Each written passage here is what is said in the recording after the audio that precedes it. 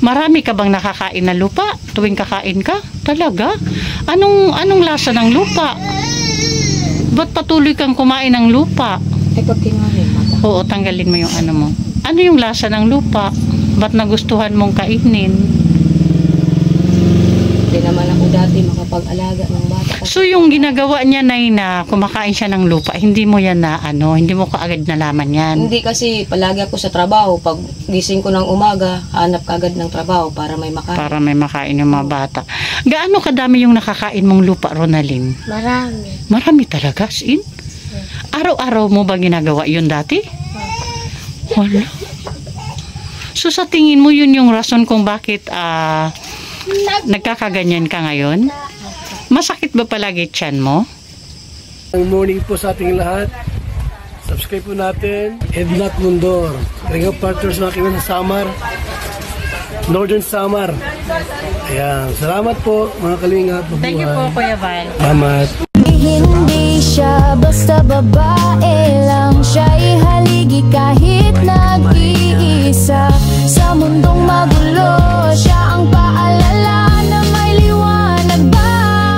Edna Condon, huwarang tunay, sa bawat laban pasno ang taglay. Tumutulong sa kapwa sa dughat nangangailangan. Deputy ng grade, sa tapang walang kapantay. Sa bawat video may pusong alay, kwento ng buhay para sa tunay na gabay. Hindi lang inspirasyon, kundi aksyon. Sa channel niya, damang-damang malasakit at misyon.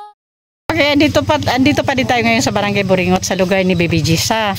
Since naghatid ako ng gamot ni Baby Jessa, since andito na lang din yung nire-recommend sa atin na dalawa, diniretso ko na kahit medyo madilim na, kaya pa naman. Samahan niyo ako mga kanay-nice. Okay, dito na tayo. Matagal na daw naghihintay to si nanay kaya isingit ko na ngayon. Maupay na gabi. Okay, Nay. Okay lang, istorbohin ko kayo gabi na ha. Alas 6 na. Hello. Pwedeng pumasok? Saan po tayo pwedeng mag-usap sandali? Magulo kasi. May Okay. Sige, okay na. Ikaw na lang po dyan. Opo. Dito ako. Okay. Ayun na, bago tayo magkwentuhan sandali, pakilala muna ako. Ako po si Edna Condor. Nandito po ako dahil na-recommend ka po sa akin ng kakilala mo dito, si Nay Mary Chris. So, ano po pangalan ni Nanay? Esther po. Ha? Esther. Si Nanay Esther. Apelido po? Dahan po. Dahan. Dahan. Nay Esther Dahan. Ilang taon na si Nanay? 30. 30? Ilan na po anak? 5. 5. Si tatay po? Kuha ni kado akong asawa. Ilang taon na po? 22. Okay. So kayo ni tatay, wala pa kayong anak? Meron na yung mali. Yun yung panganay nyo. Okay. May nasiral. Binayaan sa amay. Tapos ngayon si tatay, anong pangalan ni tatay? Roland. Si tatay Roland na ngayon yung bago mong asawa. Okay. So mayroon na kayong isang anak. Yung sa una mo is? 4. Okay. So nanay, bakit kaya na-recommend kayo ni Nanay Mary Chris? Ano po ang problema? Sabi ko kontak yung pakuan. Tanggalin mo yung kamay mo sa bibig mo lang ga. Yun, maderte yan, maderte. Anak la kontak kuan, parang kuan siya. Marunong ka na mag-Tagalog? Sige. Gusto ko lang po sana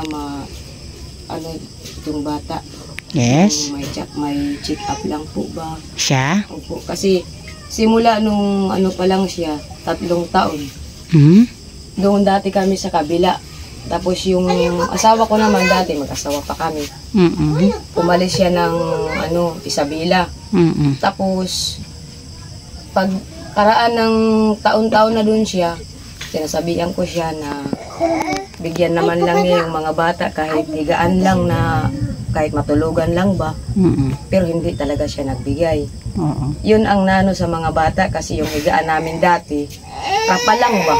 Mm-mm. Yun lang. Tapos pag gabi natutulog, minsan yung mga aso, pusa, doon, tabi-tabi sa mga bata. Tabi-tabi. Mm-mm. Hindi mo naman maano na hindi sila doon pumasok kasi yung bahay namin, dati ano lang, labas-pasok ang mga aso kasi walang pintuan. Okay. Tapos ang tutulugan lang namin, lupa. Inaanuhan lang namin ng trapal. Ah, Kaya nagkaganyan siya. hindi katulad ngayon na kahit papano naka-elevate na. Bago lang to kasi yung magkasama na kami ng bagong asawa ko, siya na nag-ano ng mga bata. Mm. Kasi yung tatay nila hindi naman nag-ano dati. Okay. Kaya nagkaganyan siya. So ano naging problema po ni, anong pangalan ni Ronaldin. Ronaldin? Ano po ang naging problema ni Ronaldin, nanay? Yung minsan na Huwag mong, ano yung kamay mo kasi dirty yan. yung minsan nahihilo daw siya.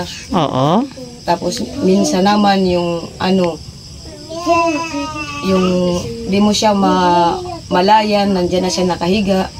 Masakit daw yung ulo niya. Mm-mm. So, parang umiikot daw yung ano niya. Paningin niya.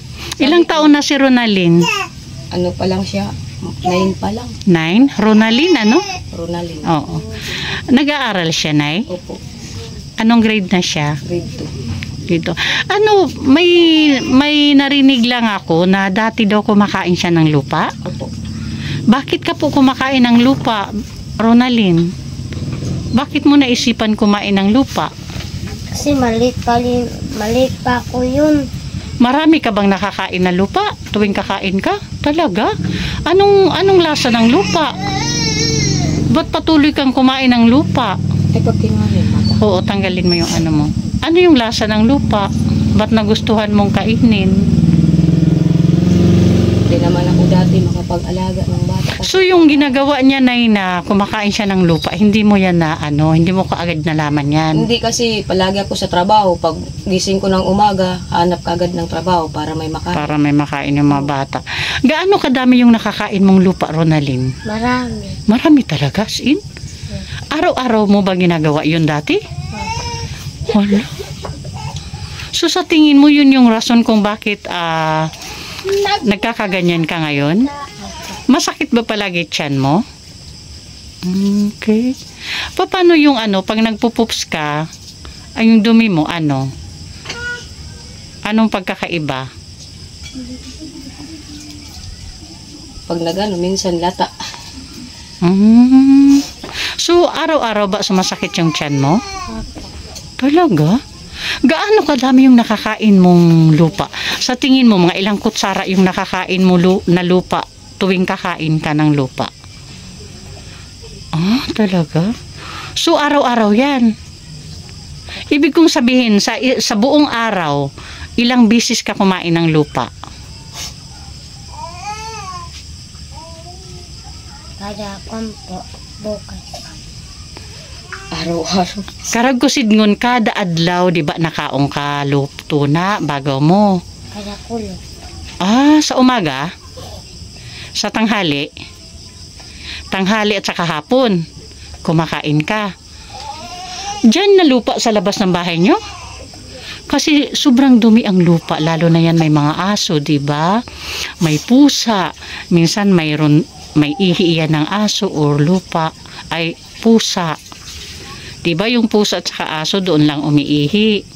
O hindi mo makikita yung kung may ihi ng hayop kasi nakahalo. Anong lasa ng lupa, Ronaldin?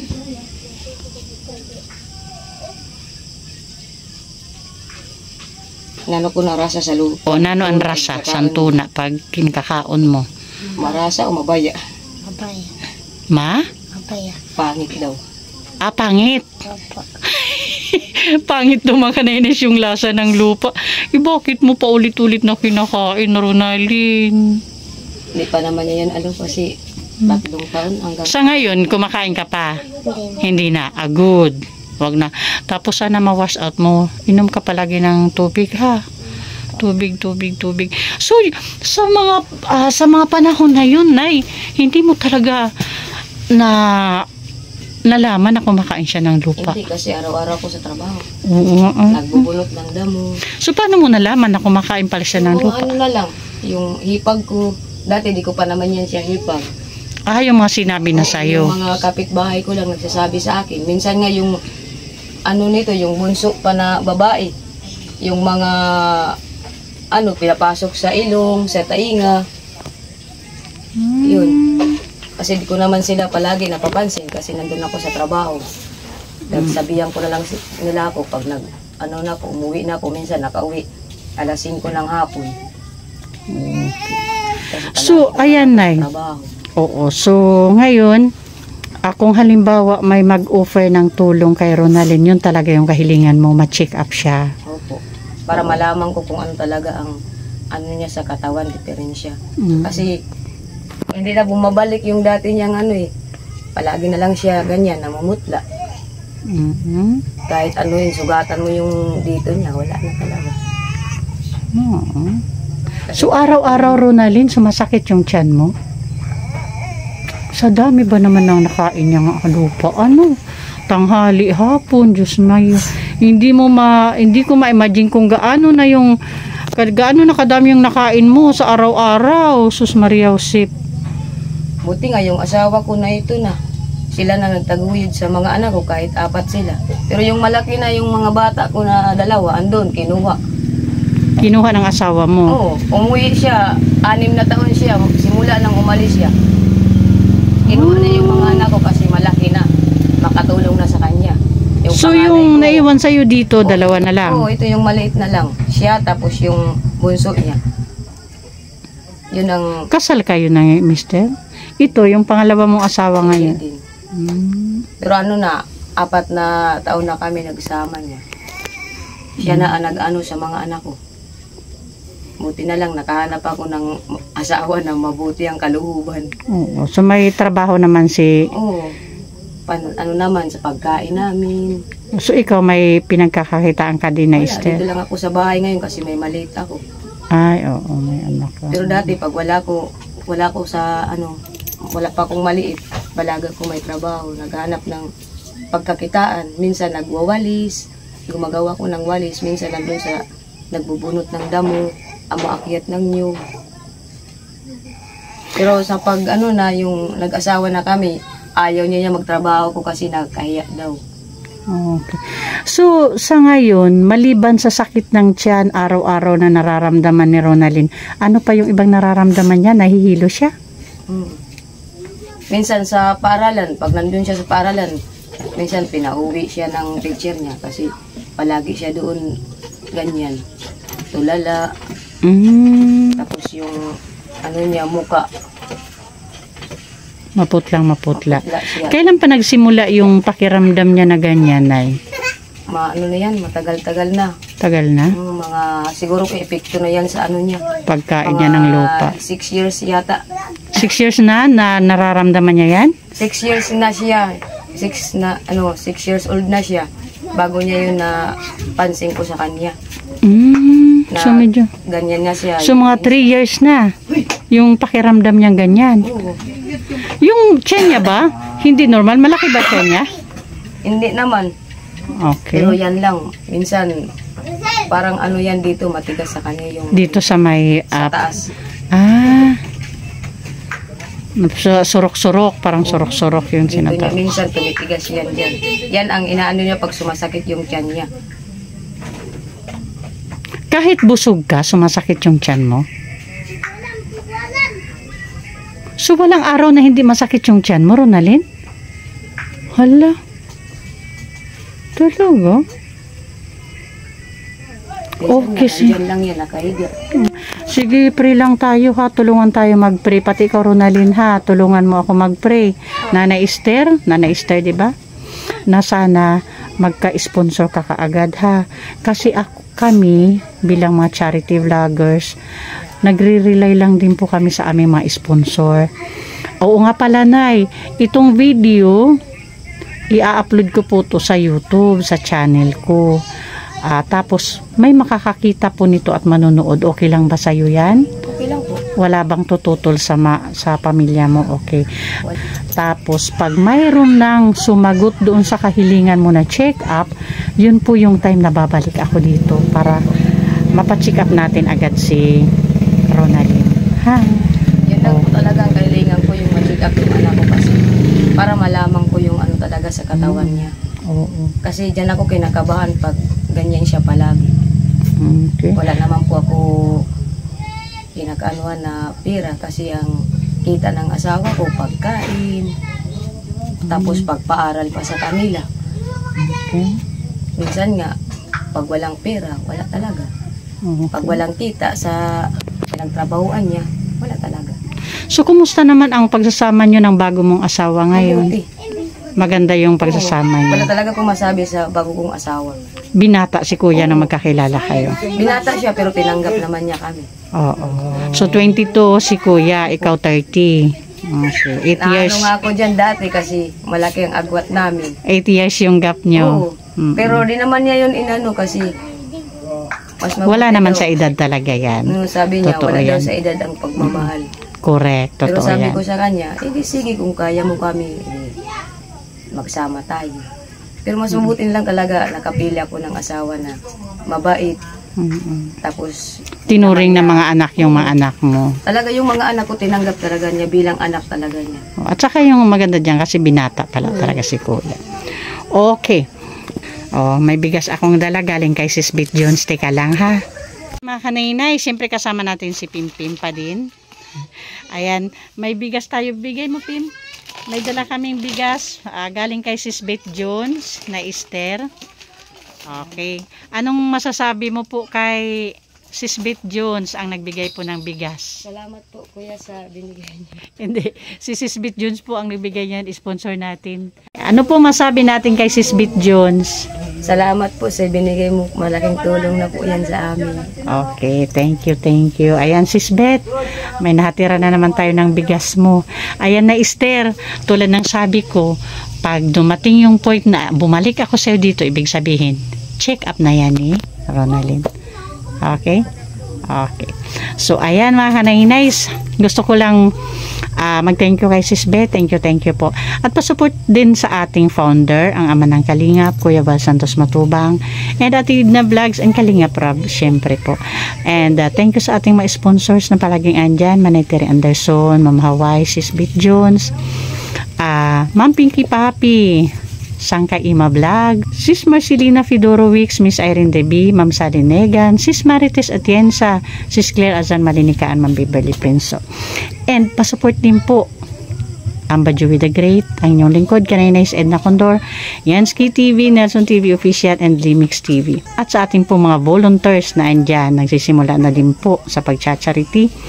Annabelle Mix Vlog, Brinda Vlog, Mida Militar Vlog, Jennifer Hiray, Rina TV Official, and Nympha TV. Thank you po. Okay, Ronaldin, Nana Esther, bye-bye po. Okay. Ayan.